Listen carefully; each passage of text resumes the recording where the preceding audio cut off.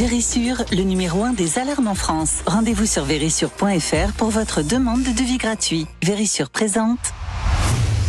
Sud Radio, parlons vrai chez Bourdin, 9h-10h, Jean-Jacques Bourdin. Tous les matins, 9h30, 10h, un débat sur un sujet d'actualité. Faut-il, je pose la question ce matin, faut-il interdire de fumer dans tous les lieux publics? Pourquoi le gouvernement a présenté son plan anti-tabac hier et il y a une extension de l'interdiction de fumer dans les parcs et jardins, dans les forêts, sur toutes les plages et à proximité par exemple des établissements scolaires. Bien, il faudra savoir maintenant qui fera respecter cette interdiction. Mais ça c'est un autre débat. Alors pour parler de l'interdiction de fumer dans tous les lieux publics, avec nous Gérard Audureau qui est président de l'association Demain sera non-fumeur. Bonjour. Bonjour. Merci d'être avec nous, et le docteur Gérald Kierzek, directeur médical de Doctissimo, médecin urgentiste que vous connaissez bien, auteur de Leçons d'anatomie aux éditions Albin Michel.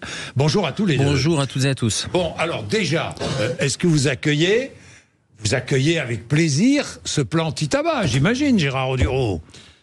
Alors oui, je l'accueille avec plaisir. Enfin, avec plaisir, c'est ce que vous vouliez. Sur le principe général, c'est vrai que c'est parfait. Les objectifs qui sont donnés sont très bien.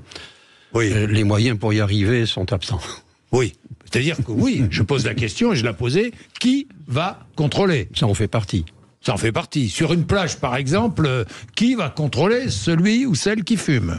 Après, c'est l'éternel débat aussi. C'est l'éternel débat entre la prévention et la répression. Je crois qu'il faut vraiment allier les deux. C'est-à-dire qu'il y a de l'éducation, de la prévention. Expliquer qu'on est quand même mieux sur une plage. Vous prenez cet exemple. Oui. On est quand même mieux à respirer, à profiter du grand air, à avoir la jolie vue sur la mer, sans cigarette, sans tabac.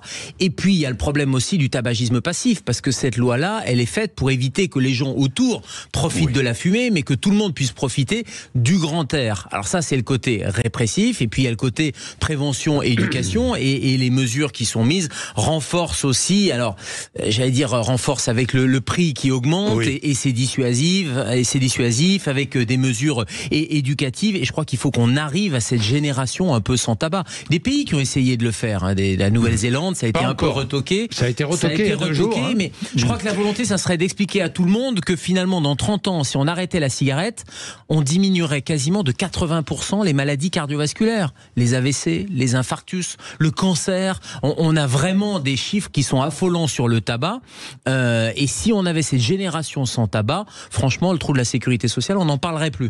Oui, 0826 300 300 si vous voulez réagir à ce qui est en train d'être dit.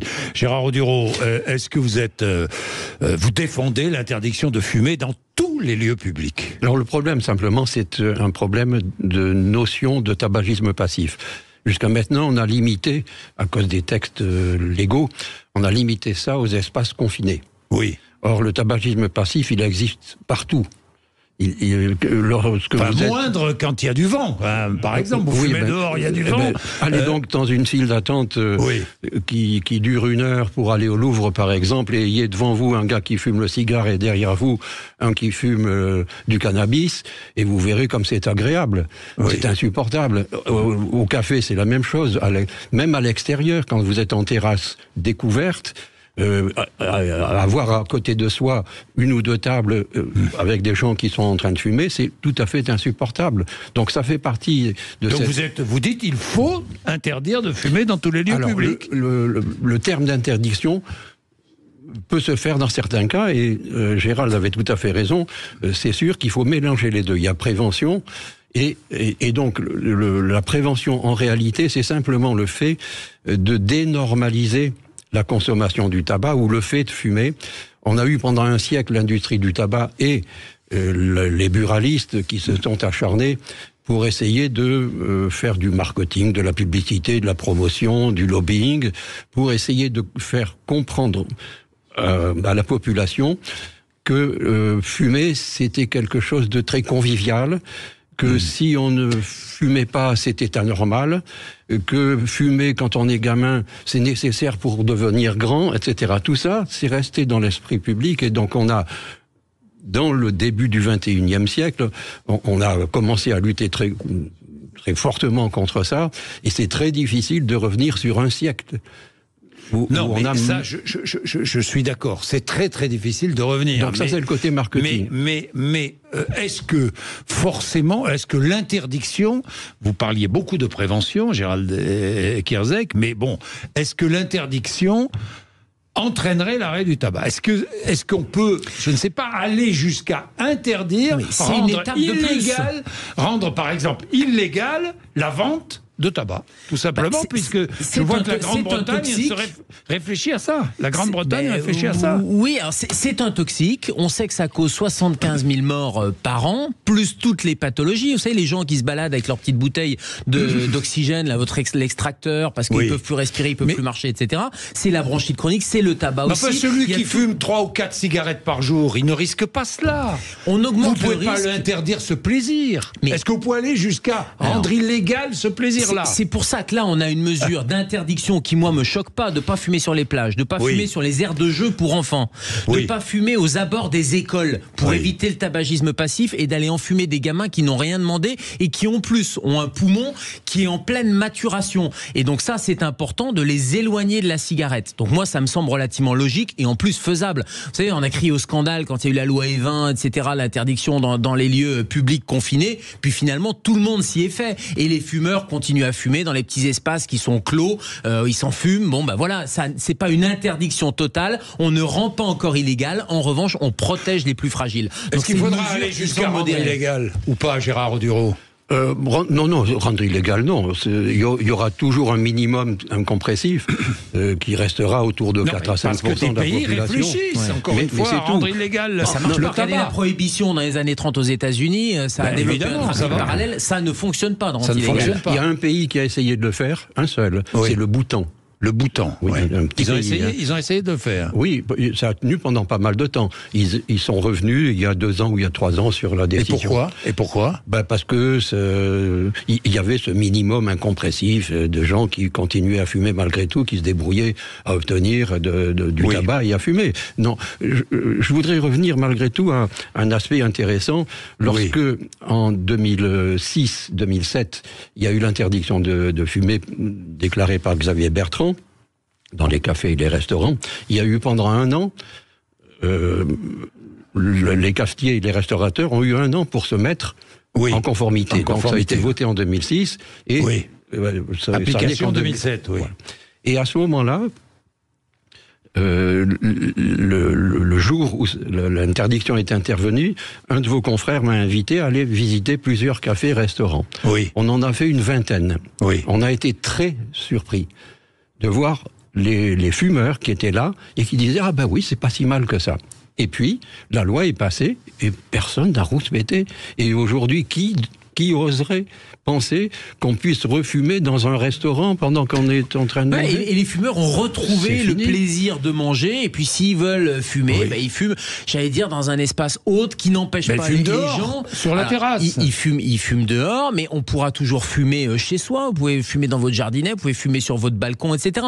Mais encore une fois, l'idée d'interdire le tabac autour d'endroits où il y a des enfants, où il y a d'autres gens qui ont envie de profiter de l'air de la montagne ou de la plage, ça me semble pas aberrant, et ça me semble pas enfreindre la liberté, parce que c'est ça le sujet. C'est si je suis libre, si j'ai envie de fumer, il faut que je puisse continuer à fumer. Vous pouvez toujours continuer à fumer, mais sans empiéter sur la liberté des autres, j'allais dire, qui est de respirer un air sans fumer. Et donc là, on lutte à la fois contre le tabagisme actif, parce que ça va en dissuader un certain nombre, ça va mécaniquement diminuer le nombre de clopes, et sur le tabagisme passif. Oui. Il y a des pays d'Europe qui sont plus souples que chez nous. Par exemple, en Espagne, 1/3 des chambres d'hôtel sont réservées aux fumeurs. Par exemple, en Espagne, vous allez à l'hôtel, vous pouvez demander une chambre fumeur. Impossible en France, c'est fini. Gérard Dureau. Oui, c'est fini. Ça, en France, on n'a plus le droit dans les chambres. Est-ce qu'on ne peut pas essayer quand même de trouver des solutions pour faire en sorte que ceux qui ne veulent pas arrêter et continuer à fumer puissent continuer, et que ceux qui ne veulent pas entendre parler du tabac puissent continuer. Mais dans ce cas précis, quand même, il faut revenir là-dessus. Oui. Quid du bonhomme qui va venir le lendemain du jour où on a fumé dans la chambre? Non, mais c'est des chambres, ça doit être des chambres qui sont dédiées à aux des fumeurs. Oui. Bon, ça sera un fumeur qui viendra le lendemain, j'imagine. Oui. Non, mais l'objectif des autorités de santé, de l'État, c'est quand même de rappeler que le tabac a des conséquences sanitaires, et donc c'est de dissuader les gens de fumer. C'est pas de faciliter des espaces pour que les gens fument.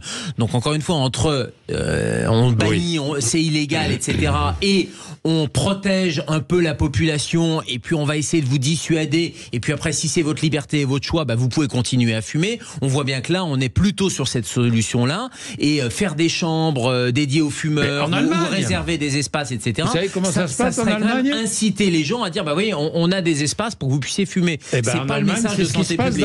Dans les restaurants. Mais c'est pas parce que ça se passe en Allemagne que c'est bien. Non, mais je suis d'accord. Non, mais je vous dis ce qui se fait en Allemagne. Une salle fumeur.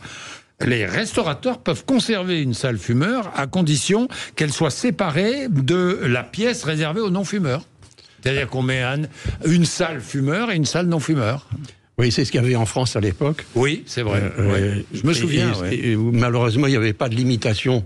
Oui, il n'y a pas de limitation physique. Et donc, à la fin, on était amené, quand on ne fumait pas, exactement. S'il vous plaît, est-ce que je pourrais avoir un espace oui, c'est vrai que c'était pas... Et puis la fumée, vous voyez bien, soit vous mettez une pièce qui est complètement fermée, comme c'est, dans les gares, on voit ces espaces complètement clos, et sinon il faut des systèmes de ventilation, etc. C'est impossible. La fumée, elle va dans tous les interstices, et elle passe d'une salle à l'autre. Mais encore une fois, l'Allemagne, moi je suis persuadé que la tendance générale, c'est d'aller vers moins de tabac.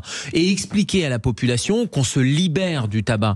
Donc l'idée, c'est pas d'aller faire une étape où on reviendrait en arrière. Là, l'Allemagne, ils sont dans une étape avant l'interdiction, probablement, comme chez nous en France. Je vois plutôt cette marche dans ce sens-là, plutôt qu'un recul. Et vous parlez de l'Europe, mais il y a énormément de pays dans le monde. Le tabac, c'est 8 millions de morts, 75 000 en France, 8 millions de morts dans le monde, parce qu'il y a énormément de pays où il n'y a pas justement de limitation ou d'interdiction, et ils vont arriver, pour des raisons de santé publique, probablement à interdire ou à limiter. Oui, puis je précise quand même que dans les cafés et les restaurants, il est tout à fait autorisé d'avoir un espace pour les fumeurs. Dans la loi française. Dans la loi française, à condition d'avoir un fumoir fermé. Voilà, oui. Fermé et ventilé.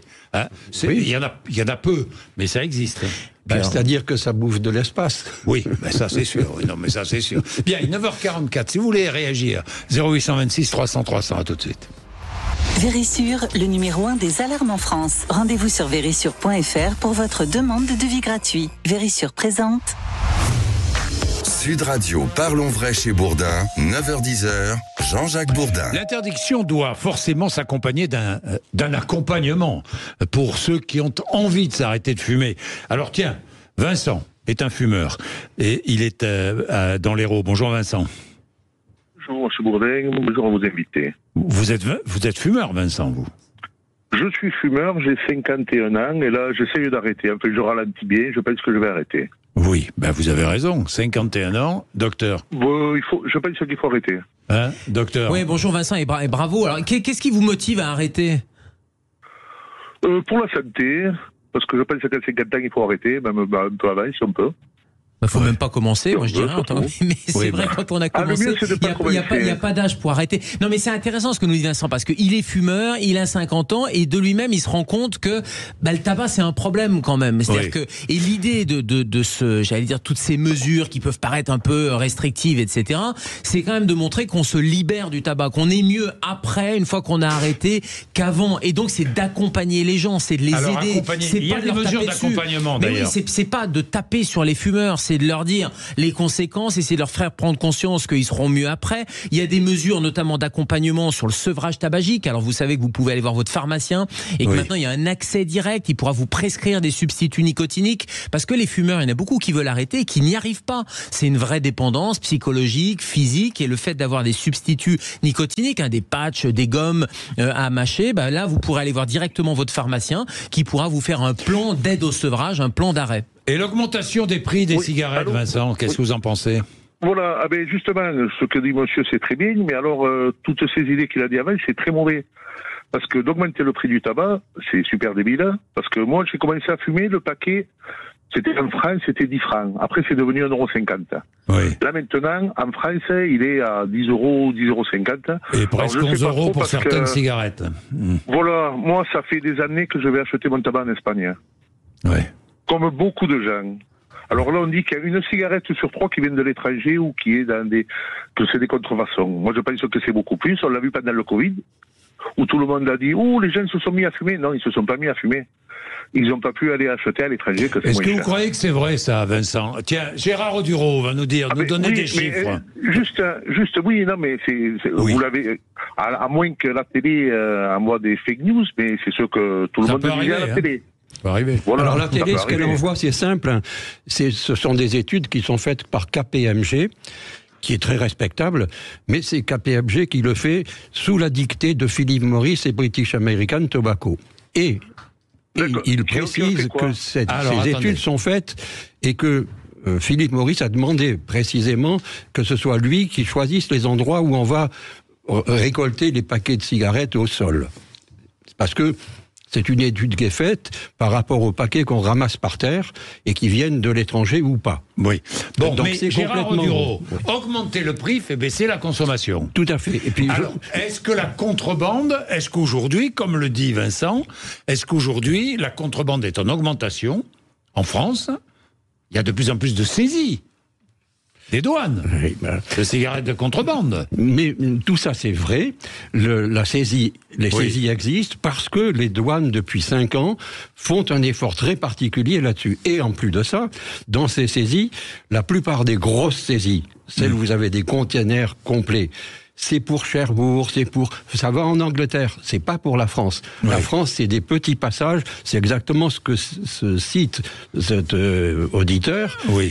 Ça vient d'Espagne, où il va l'acheter en Espagne. C'est ça, les petits passages mais la grosse contrebande, c'est pas en France. Oui. Et est-ce que pendant le Covid, où justement, on ne pouvait pas, alors pendant le Covid, comme le rappelle Vincent, à juste raison, pendant le Covid, on ne pouvait pas sortir. Vincent, on ne pouvait pas franchir les frontières. Est-ce qu'on fumait plus ou pas?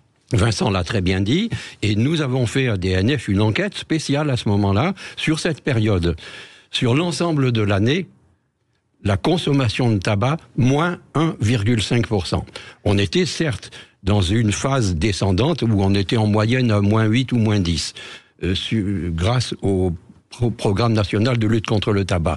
Mais donc, ça faisait une différence d'à peine 7 ou 8%. Oui. Et surtout, on a constaté que la quasi-intégralité de ces produits achetés à l'étranger et qui revenaient dans les débits de tabac français, c'était du tabac à rouler. C'était les pots. Oui. Non, mais l'augmentation du prix du paquet de cigarettes est probablement une des meilleures mesures quand on regarde sur les 10-20 dernières années pour diminuer la consommation, notamment chez les jeunes. L'augmentation du prix du paquet de cigarettes a été efficace. Je crois que ça, personne le conteste. Et quand on regarde les coûts, bien sûr, il y a la contrebande, etc. Mais quand on regarde l'évolution globale, c'est une mesure qui est efficace. C'est-à-dire quand on impute, quand on regarde les études de causalité, est-ce qu'il y a une relation de cause à effet? J'augmente le prix du paquet et il y a une diminution. Oui, quand on regarde dans les facteurs de motivation, et notamment chez les jeunes. Vincent, vous entendez? Oui, c'est de loin. Oui, j'entends. Alors, il y a un problème quelque part. C'est de loin la meilleure manière d'arriver à faire réduire. Non, mais attendez, laissez-moi parler s'il vous plaît, parce que vous avez la parole. Allez-y, Vincent. Moi, j'en ai que pour 2 minutes. Voilà. Pendant le Covid, on s'est aperçu, il y a eu des études, comme quoi les tabacs français vendaient 1,5 fois plus de tabac qu'en temps normal, quand les frontières étaient ouvertes. C'est faux. Alors maintenant, vous me dites que c'est faux. C'est faux, Vincent. Donc, il faudra porter plainte contre toutes les chaînes de télé, toutes les chaînes radio qui ont dit ça, pour une fake news. Voilà. Maintenant, moi je vous dis, je suis pas le seul, j'habite dans l'Hérault, la frontière est à 150 km de chez moi, je vais acheter du tabac en Espagne et tous les paquets que je vois sont achetés en Espagne. Il y a très peu de gens qui achètent des cigarettes dans le coin. Il y en a, normal. Il y en a. Elle vous coûte bien cher vos cigarettes, alors 150 km aller-retour. Vous savez quoi 150 km aller-retour, un paquet de tabac que j'achète en Espagne, je le paye 8,50 €, les 40 grammes. En France, il vaut 18 €. Oui, bien sûr. On comprend, Vincent. Non, mais Vincent, vous comprenez très bien. Mais combien dépensez-vous par mois pour le tabac? donc je dépense plus grand-chose. Ah. Mais beaucoup de gens le font. Mais ça, c'est pas les pires cigarettes. Les pires, c'est ceux qui sont de contrefaçon. Ouais. Et ça, par contre, c'est de l'argent qui ne rentre pas dans les caisses de la sécurité sociale. Oui. Et les gens seront malades quand même. Caisse de Alors que l'État. si vous mettez le paquet de tabac, le paquet de cigarettes à 5 €, c'est les Espagnols qui viendront les acheter chez nous. Voilà. Et puis, vous parlez de restrictions, interdits sur la plage, Bon, d'accord. Alors, moi, je vois Madame Hidalgo, il y a quelques années, avait mis une amende de 65 € ou un truc comme ça, si quelqu'un jetait un mégot par terre. Ok. Vous avez vu l'état de la ville. Il y a des matelas, des sacs plastiques, il y a des poubelles, il y a tout. Et on dit, si c'est ça, c'est la faute des fumeurs. Et il faut les taxer de 65 € si j'attends. Ah non, les fumeurs participent. Les fumeurs Bourdin. participent en jetant les mégots. Les fumeurs participent à la dégradation de l'environnement, c'est évident. C'est sûr, mais tout le reste à côté, ça ne dégrade pas. Mais si. Vincent, merci. Je vais couper Vincent parce qu'Anne-Marie veut nous dire, et j'ai pas le temps de prendre Anne-Marie, que Anne-Marie, qui est à Paris, je ramasse les mégots dans les lieux publics, les parcs, les bacs à sable. C'est une catastrophe sur le plan écologique. On vit mieux individuellement et collectivement sans tabac. Je crois que c'est ça qu'il faut qu'on arrive tous collectivement à comprendre. L'idée, c'est pas de stigmatiser, de taper sur les fumeurs, de dire vous êtes des mauvais citoyens, etc. C'est juste de comprendre qu'à titre individuel, et Vincent qu'on avait juste à l'instant nous le dit, et Anne-Marie nous le dit aussi, Vincent il dit j'ai compris que pour ma santé ça va être meilleur, donc il va arrêter. En plus pour mon porte-monnaie ça va être meilleur. Et d'ailleurs allez sur le site Tabac Info Service, qui est le site officiel, il y a une petite calculette qui est très marrante quand même, parce que vous rentrez votre consommation par jour et vous regardez l'économie au bout de l'année que vous faites. Mais c'est des milliers d'euros. Donc dans le contexte économique un peu difficile, c'est des vraies économies. Et Anne-Marie nous le dit, collectivement c'est infernal. Quand on ramasse et puis imaginez les gamins dans les bacs à sable, etc. Donc il y a un problème aussi de civilité, de citoyenneté, mais on a tous intérêt à arrêter le tabac. Bien, merci à tous les deux d'être venus nous voir. Tout de suite, après les infos, Sud Radio Média, Christine Bouillot et Gilles Gansman reçoivent le journaliste Julien Belvert, Alexandra Red, directrice des divertissements France TV, et Zoé Cluzade, la gagnante française de l'Eurovision Junior 2023. 9h57. Sud Radio, parlons vrai chez Bourdin, 9h-10h, Jean-Jacques Bourdin. Avec Vérissure, le numéro 1 des alarmes en France. Rendez-vous sur vérissure.fr pour votre demande de devis gratuit.